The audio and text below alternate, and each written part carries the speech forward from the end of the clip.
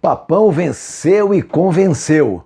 Leão empatou fora de casa. Um resumo, uma análise, um raio-x da 16ª rodada da Série C do Brasileirão para você, segundo Guerra, aqui no Não É Só Futebol.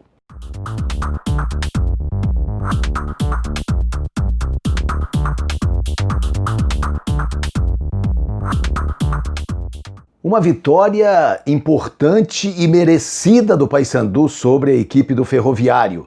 Uma vitória convincente por 3-0, com Marlon fazendo 2 dos 3 gols e o Vitor Feijão deixando a sua marca também, ele que há muito tempo não conseguia fazer um gol.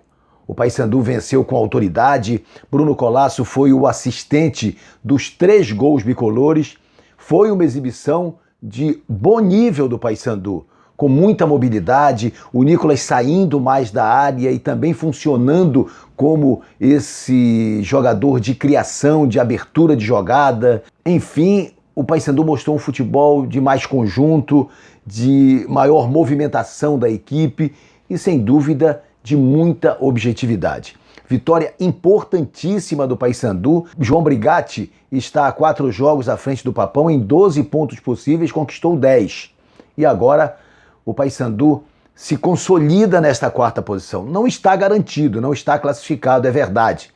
Mas o Paysandu agora depende mais do que nunca apenas de si para conseguir a sua passagem para a 2ª fase. Marlon caiu como uma luva no time do Paysandu. Paysandu que também anunciou Jefinho, já que liberou o Bessa. O Jefinho foi contratado como mais uma opção ofensiva para a equipe bicolor nesta reta final da 3ª divisão.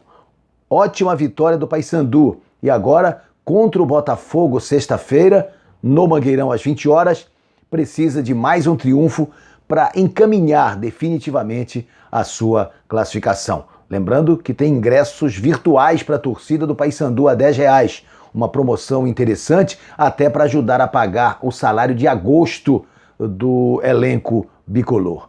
Paysandu muito credenciado numa crescente nesta reta final da fase de classificação da Série C. E o Clube do Remo pontuou, conseguiu o empate contra o Botafogo em João Pessoa. É verdade que não foi uma exibição convincente do Clube do Remo, muito pelo contrário, ficou devendo. Aliás, Felipe Gedós segue devendo, não foi bem contra o Santa Cruz, outra vez não fez uma boa partida contra o Botafogo. Muita gente questionando também. Gedós, Eduardo Ramos e Carlos Alberto ao mesmo tempo no time não tira a velocidade da equipe. O Remo, que era ou deveria ser um time reativo contra o Botafogo, não tinha esta possibilidade por faltar velocidade. O que acontece é que o Remo não conseguiu se impor no jogo. O jogo foi ruim tecnicamente, a gente também tem que reconhecer isso. Mas o empate para o Clube do Remo foi um bom resultado. Agora, basta empatar contra o Manaus sábado, lá na capital amazonense, para que o Clube do Remo garanta efetivamente a sua classificação para a próxima etapa da competição. O Remo precisa voltar a ter autoconfiança e passar para o seu torcedor a convicção de que o time pode mais. E pode sem dúvida alguma. Paulo Bonamigo há de fazer um novo encaixe para este jogo de sábado contra a equipe manauara.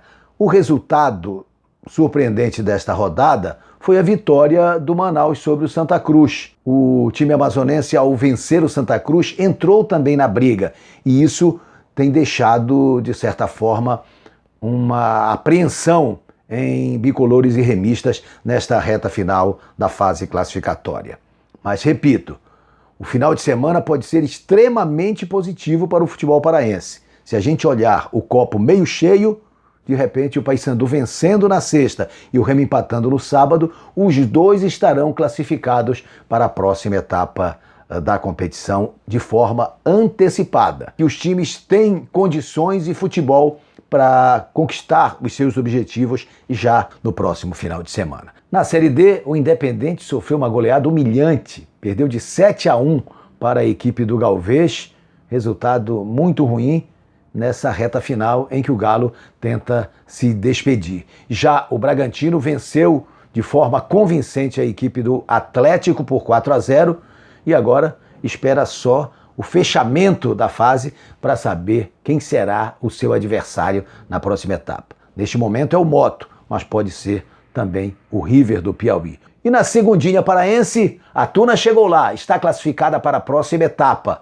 Vale lembrar também as belas campanhas do São Raimundo e do São Francisco. São Francisco, o melhor da competição. 100% de aproveitamento, 4 jogos, 4 vitórias. É isso, amigos.